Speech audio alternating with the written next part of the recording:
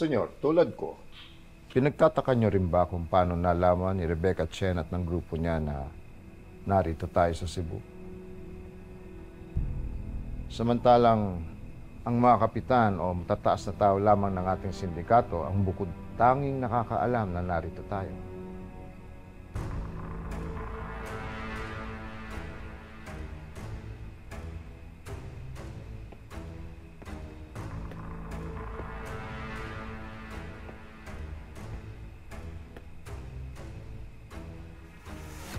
Isa lang ang ibig sabihin niyan.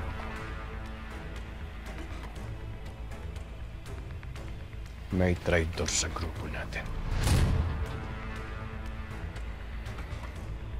Mayroong gustong magpabagsak sa Golden Scorpio.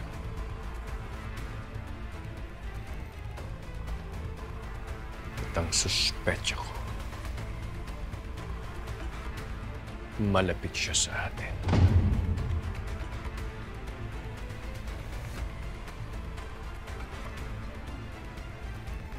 Kailangan nating malaman sa lalong madaling panahon kung sino ang ahas na ito.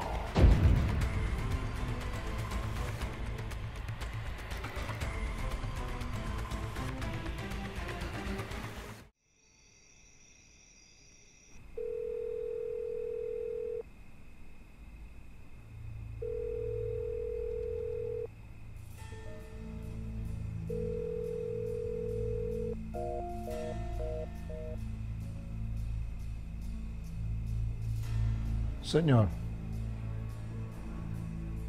Kumusta si Elias? May balita ba kay Elias? ligtas na po ang anak niyong si Elias, senyor.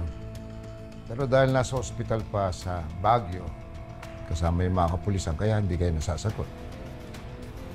Pero huwag na kayo mabahala dahil nakakulong na ang lahat ng hostage takers.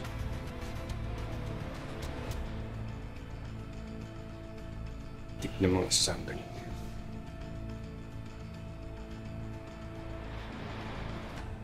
Sa lahat ng kakantiin nila, anak ko pa.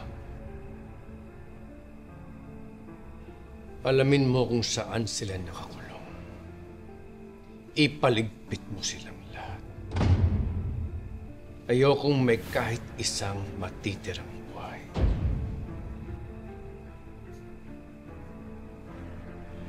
At gawin mo na parang makausap ko.